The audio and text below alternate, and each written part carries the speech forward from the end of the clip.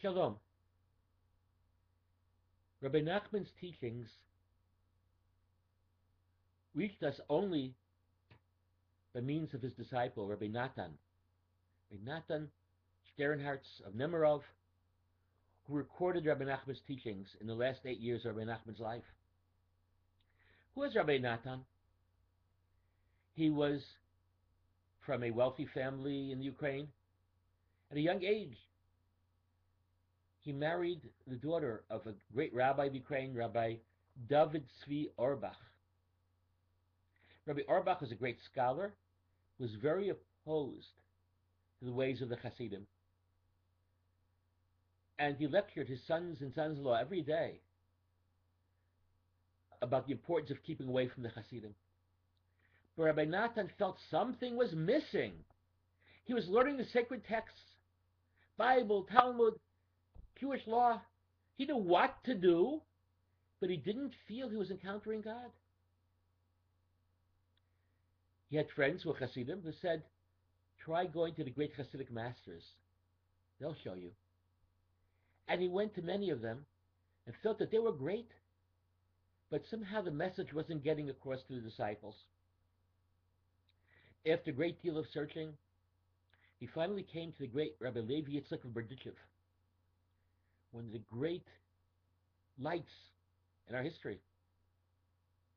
And he was very impressed. But here too, he felt the students weren't getting the point. One Saturday night, after Shabbat was over, the students decided to have a little party, a little eating, a little drinking, telling stories of their Rebbe, inspiration. And they cast lots who goes to get the bagels. The lots were cast and it fell on Rabbi Natan. On his way to the bakery, he started to think, is that what life is all about? Bagels? Is that what life is about? Eating and drinking? There's got to be something more. And he went to the synagogue. He started to cry. He was reading Psalms. He fell asleep. As he slept, he dreamt. He dreamt of a ladder going up to heaven. And he started to climb. A few rungs, and he fell. He started again, a few more rungs, and he fell. Went on and on. Finally, he was near the top when a window opened in heaven.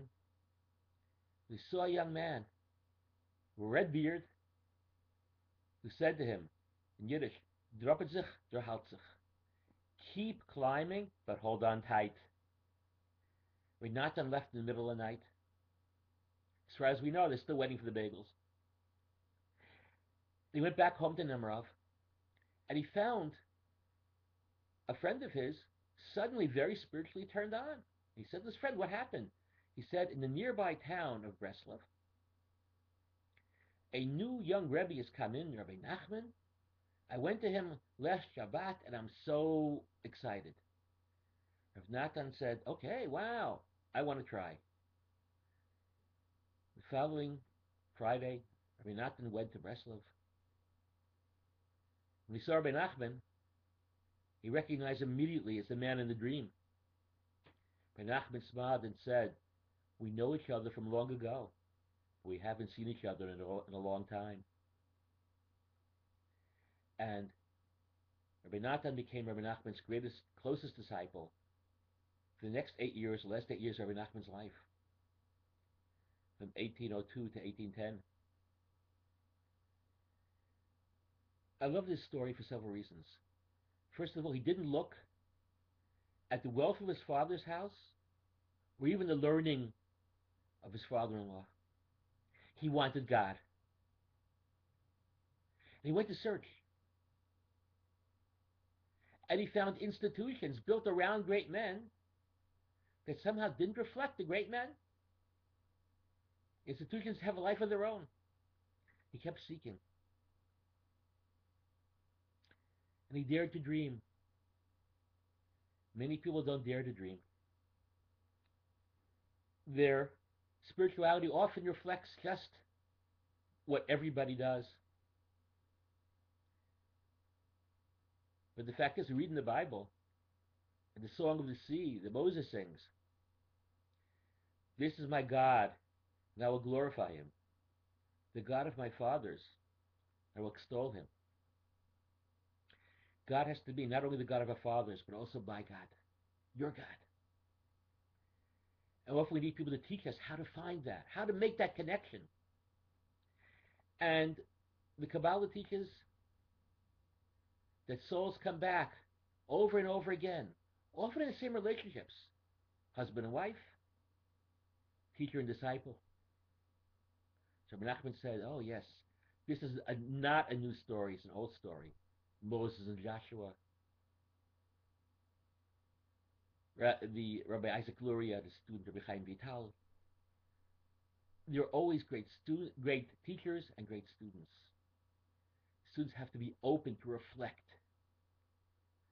Rabbi Nachman taught, well, it says in the Talmud that the face of Moses is like the sun, the face of Joshua like the moon. Rabbi Nachman said, what does that mean? The moon, as we know, has no light of its own. It reflects light of the sun. When there's no Moses, no sun shining and high in the heavens, we still have the disciple, the student, who receives the teachings of his master and gives them to the next generation. Next generation, we don't talk about our teacher Joshua. It's still our teacher Moses, but through Joshua.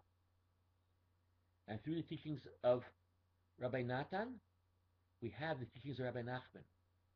And as each of us studies the teachings of great leaders, great masters, spiritually attuned people, souls on fire, and we reflect those souls, the world becomes a much brighter place in the midst of all the darkness.